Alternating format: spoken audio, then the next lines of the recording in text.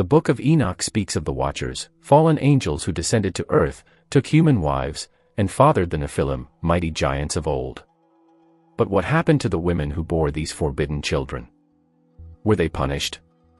Forgotten? Or did they suffer a fate far worse? Tonight, we unravel one of the greatest mysteries hidden in ancient scriptures, the lost story of the mothers of the Nephilim. They may have been cursed or turned into spirits. Throughout human history, myths, legends, and folklore have been filled with tales of individuals who were cursed or transformed into spirits. These stories, passed down through generations, often reflect deep cultural beliefs about morality, fate, and the supernatural. The idea that a person could be cursed or turned into a spirit is a powerful narrative device, used to explain the unexplainable and to caution against certain behaviors. Origins of curses and spirit transformations. The belief in curses and spirit transformations can be traced back to ancient civilizations. In many cultures, curses were considered divine punishments or the result of powerful magical interventions. Similarly, the transformation into a spirit was often seen as a consequence of unresolved issues, tragic deaths, or interactions with the supernatural. 1. Ancient civilizations and curses. Ancient Egyptians, for example, believed in the power of curses to protect tombs and sacred places. The so-called curse of the pharaohs was said to bring death or misfortune to those who disturbed the resting places of ancient rulers. This belief was reinforced by the deaths of several individuals associated with the opening of King Tutankhamun's tomb in the early 20th century. In Mesopotamian cultures, curses were often inscribed on clay tablets, detailing the misfortunes that would befall those who wronged the gods or society. Similarly, in Greek mythology, figures like Oedipus suffered greatly due to curses placed upon them by the gods, illustrating the idea that fate and divine will were inescapable. 2. Transformation into spirits in folklore. Many cultures around the world hold the belief that those who die under specific circumstances, such as betrayal, violent death, or unfulfilled desires, may become spirits. These spirits often linger in the mortal world, seeking revenge, justice, or redemption. For example, in Japanese folklore, yurei are spirits of those who died with strong emotions, such as anger or sorrow. Similar beliefs exist in Chinese traditions, where hungry ghosts are thought to be souls of individuals who were not given proper burials or who led greedy lives. In European folklore, legends of the Wild Hunt describe spirits of the restless dead riding through the skies. These spirits are often said to be cursed individuals who were unable to find peace in the afterlife due to their misdeeds or tragic ends. Curses and transformations in literature and mythology. Many classic myths and literary works explore the idea of individuals being cursed or turned into spirits. These stories serve as cautionary tales, reinforcing cultural values and moral lessons. 1. The Legend of the Flying Dutchman. One of the most famous cursed legends is that of the Flying Dutchman, a ghostly ship doomed to sail the seas forever. According to the legend, the ship's captain defied divine forces and was subsequently cursed, unable to make port or find rest. Sailors who claim to have seen the phantom vessel often interpret it as a bad omen. 2. The Tale of Medusa. In Greek mythology, Medusa was once a beautiful woman who was cursed by the goddess Athena. As a punishment, she was transformed into a gorgon, a creature with snakes for hair whose gaze could turn people to stone. This myth reflects themes of divine retribution and the power of curses in shaping destiny. 3. The Wendigo of Native American lore. In some Native American traditions, the Wendigo is a creature born from a curse. Those who engaged in cannibalism or succumbed to greed were believed to transform into Wendigos, monstrous, spirit-like beings driven by insatiable hunger. This legend served as a warning against selfishness and the breaking of cultural taboos. Modern interpretations of curses and spirits. Contemporary culture continues to explore the themes of curses and spirit transformations in various ways, particularly in literature, film, and television. 1. Curses in modern fiction. Modern horror and fantasy literature often feature cursed individuals, from Bram Stoker's Dracula, who is bound by a vampiric curse, to J.K. Rowling's Harry Potter series, where curses play a significant role in the story's magical world. The trope of the cursed artifact or place is also common in horror films, such as The Ring, where a haunted videotape curses those who watch it, leading to supernatural consequences. 2. Spirits in pop culture. Movies and TV series frequently depict spirits as tormented souls seeking resolution. For example, in The Sixth Sense, spirits appear to the protagonist to resolve their unfinished business. Similarly, in the popular Paranormal Activity series, spirits manifest as malevolent forces influenced by past curses. Psychological and cultural explanations. The persistence of these beliefs can be attributed to psychological and cultural factors. Fear of the unknown, grief, and the human need for justice often lead people to believe in curses and spirits. 1. The power of suggestion. Psychologists suggest that belief in curses can be a form of self-fulfilling prophecy. If someone believes they are cursed, they may unconsciously make choices that lead to negative outcomes, reinforcing the belief. 2. The role of grief and guilt. Many cultures use the idea of spirits to explain tragic deaths and unresolved emotions. Ghost stories often arise in places with high emotional significance, serving as a way to process grief and loss. The idea that people may be cursed or turned into spirits continues to captivate the human imagination. Whether rooted in ancient mythology, literature, or modern storytelling, these beliefs reflect deep-seated fears, moral lessons, and cultural values. While scientific understanding has diminished the literal belief in curses and spirits for many, their presence in folklore and popular culture demonstrates their enduring appeal.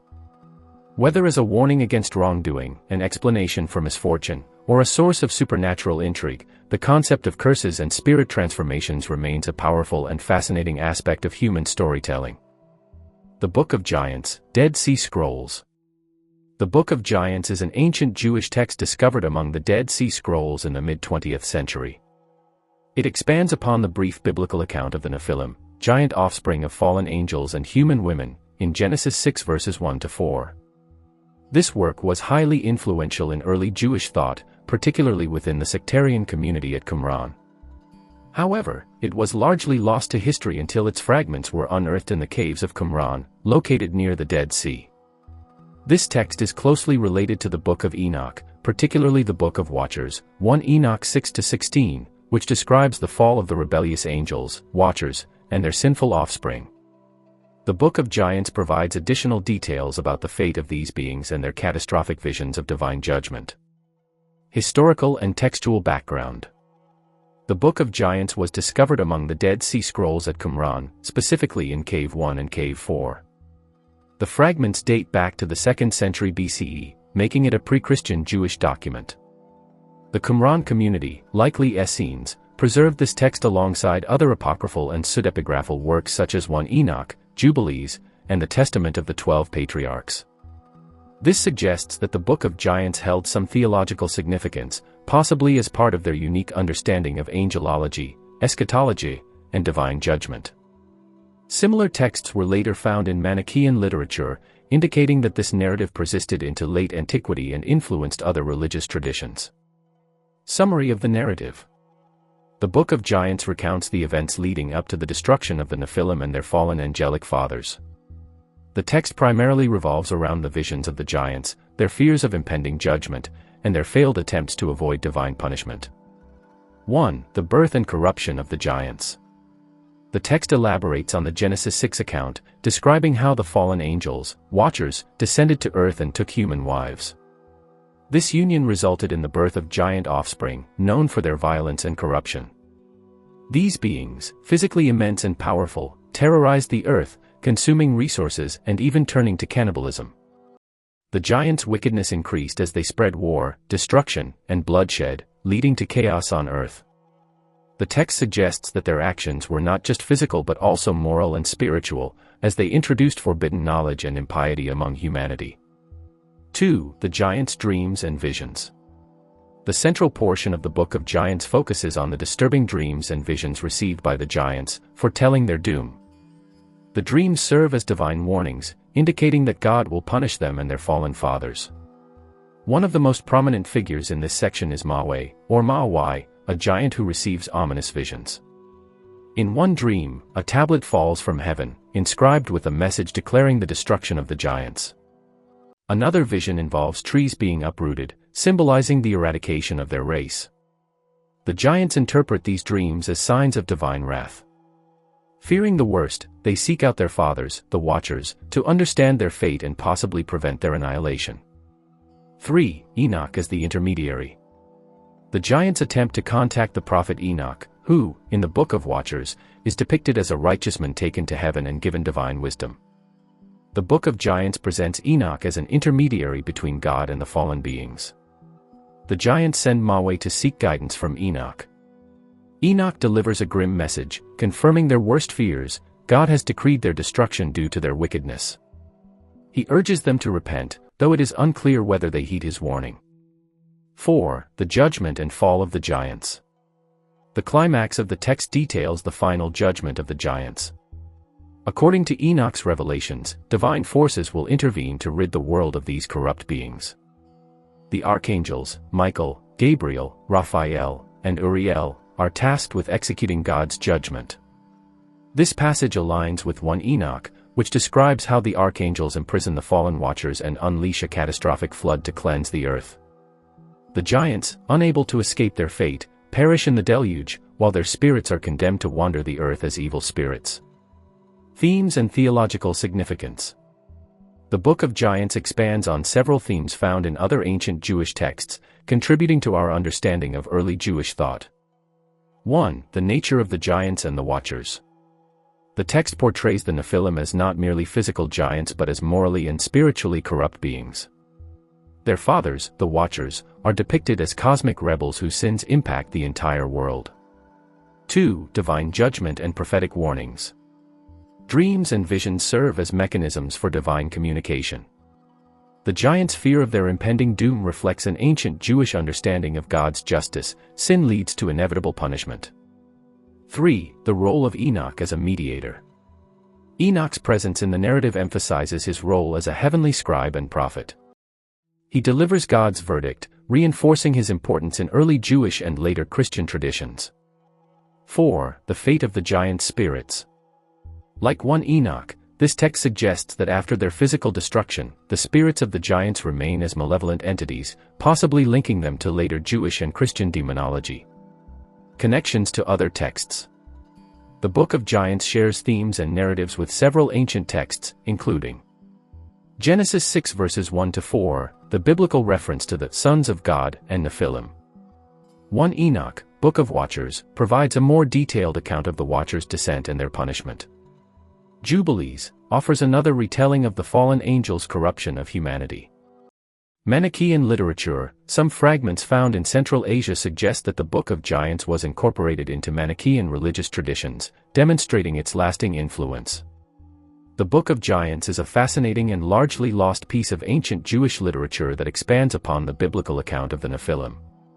Its discovery among the Dead Sea Scrolls has provided scholars with deeper insights into early Jewish apocalyptic thought and its influence on later traditions.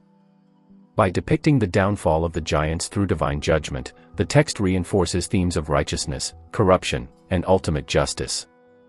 Though fragmented, it remains an essential part of our understanding of Second Temple Jewish beliefs and their later impact on Christian and Gnostic traditions. The Book of Giants stands as a testament to the rich and complex mythological traditions surrounding the Nephilim and their fallen angelic fathers, an enduring story of sin, prophecy, and divine reckoning. Ancient Near Eastern and extra-biblical clues. The ancient Near East, ANE, was a cradle of civilization, fostering early human advancements in writing, law, culture, and religion. This region, covering Mesopotamia, Egypt, Canaan, Anatolia, and Persia, offers numerous historical and archaeological insights into the world of the Bible. Extra-biblical sources, including inscriptions, tablets, and artifacts, provide external validation and broader contexts for biblical narratives. These sources help scholars understand historical events, cultural practices, and the development of religious traditions. 1. Ancient Near Eastern context of the Bible. The Bible did not emerge in isolation but within the complex sociopolitical and religious milieu of the ANE. Understanding this context is crucial for interpreting biblical texts accurately. Some key aspects include: A. Literary parallels. Several ANE texts share themes, motifs, and structures with biblical literature. Epic of Gilgamesh, This Mesopotamian epic contains a flood narrative similar to the biblical account of Noah, Genesis 6-9. Utnapishtim, like Noah, is instructed to build a boat to save life from a divine flood. Enuma Elish, the Babylonian creation myth, shares similarities with the biblical creation story in Genesis, including the ordering of chaos and divine speech creating the cosmos. Code of Hammurabi, this legal code from Babylon, circa 1750 BCE, has parallels with biblical laws, particularly in Exodus, Leviticus, and Deuteronomy, showing the development of legal traditions in the ANE. B. Political and historical contexts. Biblical narratives align with the political landscapes of ancient empires. The Neo-Assyrian Empire, Assyrian records, including the Annals of Tiglath-Pileser III and the Black Obelisk of Shalmaneser III, corroborate biblical references to Assyrian invasions, e.g., 2 Kings 15-19. Babylonian Chronicles, these records confirm the fall of Jerusalem in 586 BCE and the Babylonian exile, matching the biblical account in 2 Kings 24-25. Persian inscriptions, the Cyrus Cylinder, often called the First Declaration of Human Rights, supports the biblical account of King Cyrus allowing the exiles to return and rebuild the temple, Ezra 1 verses 1-4. 2. Extra-biblical archaeological evidence. Numerous archaeological discoveries provide tangible evidence for biblical events and figures. A. Inscriptions and tablets. The Mesha stele, Moabite stone. This 9th century BCE inscription from King Mesha of Moab references the Israelite king Omri, supporting biblical accounts in 1 Kings 16. The Tel Dan inscription, a fragmentary inscription mentioning the House of David, is one of the earliest extra-biblical references to King David. Siloam inscription, found in Hezekiah's tunnel in Jerusalem, this inscription documents the construction of the water system described in 2 Kings 20 verse 20. B. Cities and constructions. Jericho's walls, excavations suggest a city with walls that may have collapsed in a manner similar to the biblical account in Joshua 6, though the dating is debated. Lachish letters, these letters, written on ostraca, pottery shards, provide insight into the final days of Judah before the Babylonian conquest, Jeremiah 34 verse 7. Hazor and Megiddo, both cities show destruction layers that align with biblical conquest narratives. 3. Theological and cultural insights from extra-biblical sources. Beyond historical corroboration, extra-biblical sources provide theological and cultural insights into biblical texts. A. Religious parallels and differences. Monotheism versus polytheism. The transition from polytheistic to monotheistic worship in Israelite religion is illuminated by ANE texts, such as Ugaritic myths, which depict gods like Baal and El similar to Canaanite deities referenced in the Bible. Temple worship, the structure and functions of the Israelite temple parallel other ANE temples, as seen in descriptions from Babylonian, Egyptian, and Canaanite sources. Prophecy and divination. Ancient texts from Mari and Assyria contain records of prophets delivering messages from the gods, resembling biblical prophecy but emphasizing the uniqueness of Israelite prophecy in its emphasis on covenant and morality. B. Legal and social codes. Covenant treaties. Hittite and Assyrian suzerainty treaties resemble biblical covenants, particularly in Deuteronomy, where the structure includes stipulations, blessings, and curses similar to those found in ANE treaties.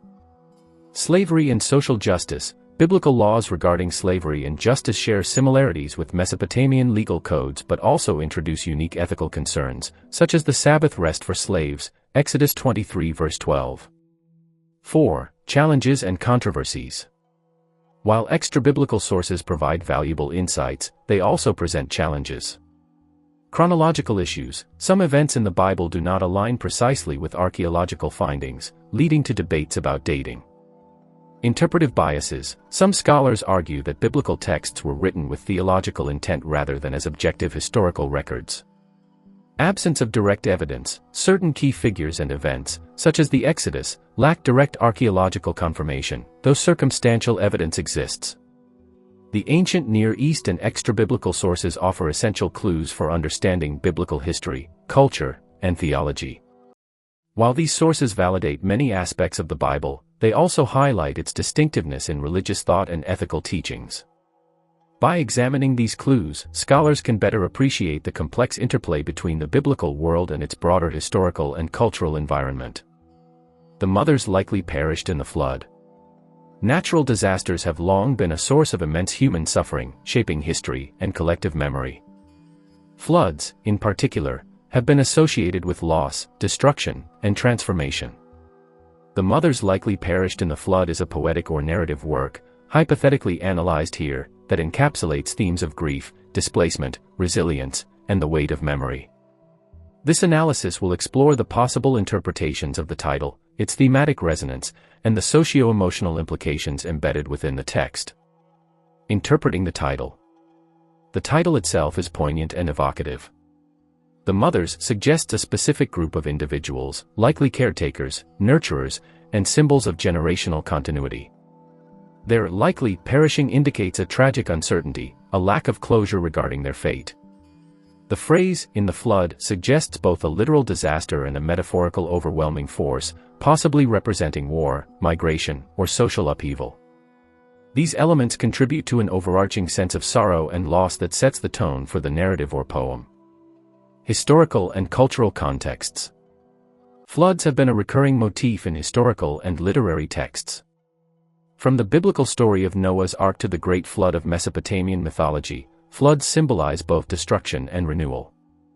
In more recent historical contexts, real-life floods have devastated communities, often leaving behind displaced families and lost loved ones. This analysis will consider how the hypothetical text might align with these interpretations, portraying the flood as both a literal and figurative force. Themes and symbolism. Grief and mourning. The narrative likely dwells on the sorrow experienced by those left behind. The uncertainty of the mother's fate could symbolize a broader sense of unresolved grief, a common phenomenon in disaster-stricken societies where closure is often unattainable. The emotional weight of not knowing whether loved ones survived amplifies the pain and perpetuates the mourning process. Displacement and loss. Floods often force people to abandon their homes, severing them from their past and community. The loss of the mothers could represent the severing of generational ties, leading to a disruption in cultural and familial continuity. The flood, therefore, becomes a metaphor for forced migration, exile, or the obliteration of historical memory. Resilience and survival. Despite the tragic undertones, the story or poem may also highlight the resilience of those who survive. The mother's absence could inspire the remaining generations to persevere, rebuild, and preserve their legacy. Nature as an uncontrollable force. The flood, whether a real event or an allegorical one, represents nature's indiscriminate power. It serves as a reminder of human vulnerability in the face of natural disasters, reinforcing themes of humility and reverence for the forces that shape our existence. Narrative and stylistic elements. If the mothers likely perished in the flood is structured as a poem, it might employ evocative imagery, repetition, and metaphor to intensify its emotional impact. If it is a short story, it could use fragmented storytelling, flashbacks, or unreliable narration to reflect the confusion and trauma experienced by the survivors. Imagery and sensory details. The text likely uses stark descriptions of water, destruction, and absence. Words evoking the sensation of drowning, floating debris, or washed away belongings reinforce the flood's impact. Perspective and voice. The narrative may be told from the perspective of a child searching for their mother, a community member recalling the catastrophe, or an omniscient narrator reflecting on the event's broader implications. The use of first-person narration would intensify the emotional connection, whereas a third-person omniscient view might provide a broader societal perspective. Symbolism of water. Water serves a dual role as both a destroyer and a cleanser. While it takes away lives, it also paves the way for renewal and rebirth. The flood could symbolize a moment of reckoning, after which society must rebuild itself anew. Socio-emotional implications. The hypothetical text serves as a reflection on trauma and collective memory. The loss of the mothers implies the loss of cultural anchors, as they are often bearers of tradition, caretakers, and figures of emotional support.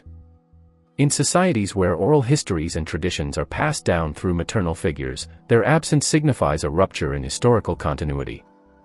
Additionally, the text might explore the psychological impact of disaster survivors, addressing survivors' guilt, post-traumatic stress, and the struggle to find meaning in tragedy.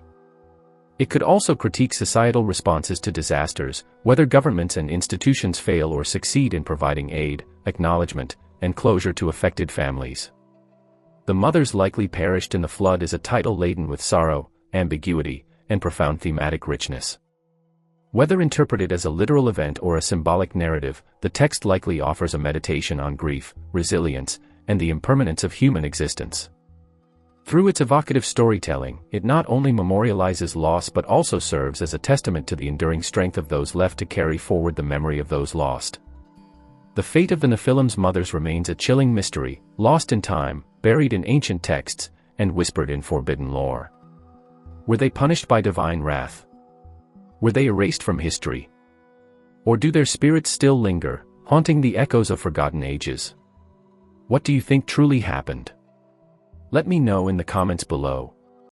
If you enjoyed this deep dive into the Book of Enoch, don't forget to like, subscribe, and join us for more ancient mysteries.